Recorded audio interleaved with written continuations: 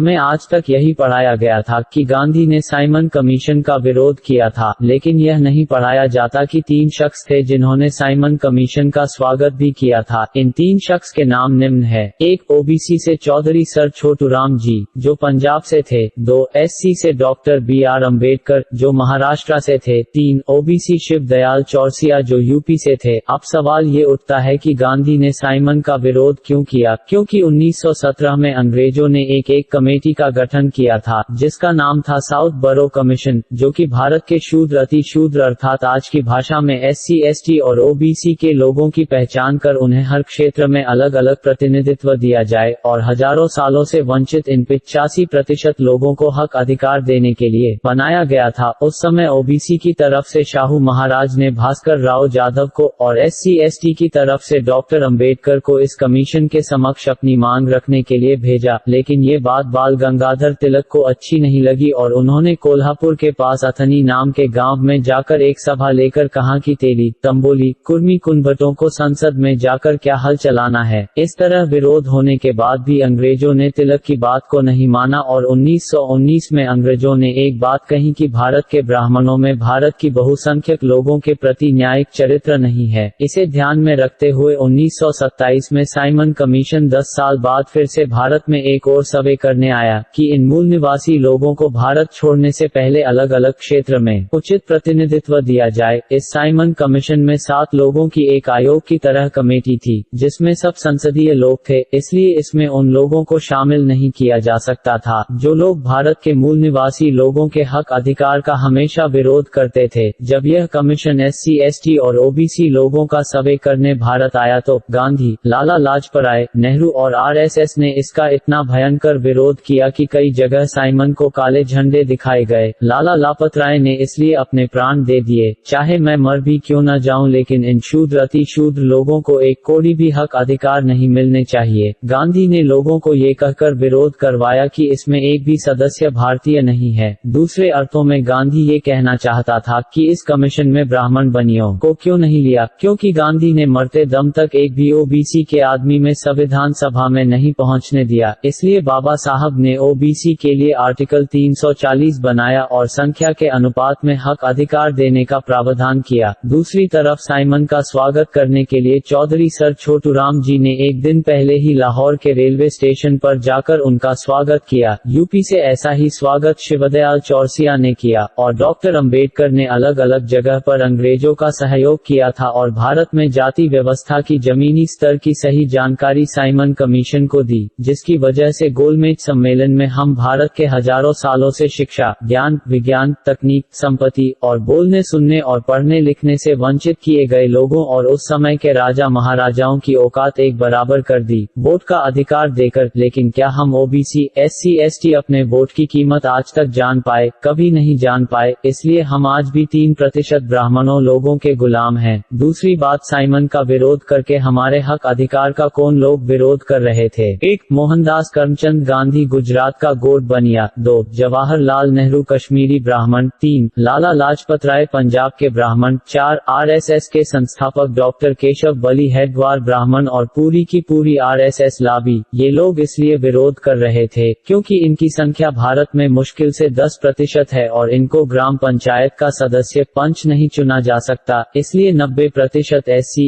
ST और OBC के vote के अधिकार का, शिक्षा, संपत्ति और अलग अलग क्षेत्र में प्रतिनिधित्व का विरोध कर रहे थे। अतः हमें मालूम होना चाहिए हमारा इतिहास वो नहीं है जो हमें पढ़ाया जाता रहा है, बल्कि वो है जो हमसे छुपाया जाता रहा है। अब भी अगर अपना इतिहास नहीं जानोगे तो समाज का सही मार्गदर्शन नहीं हो पाएगा। इस संदेश को कम से कम 50 लोगों में शेयर करो और इस क्रांतिकारी जानकारी से हमारे समाज के साथियों को जगाओ। यह भी एक प्रकार की समाज सेवा ही होगी।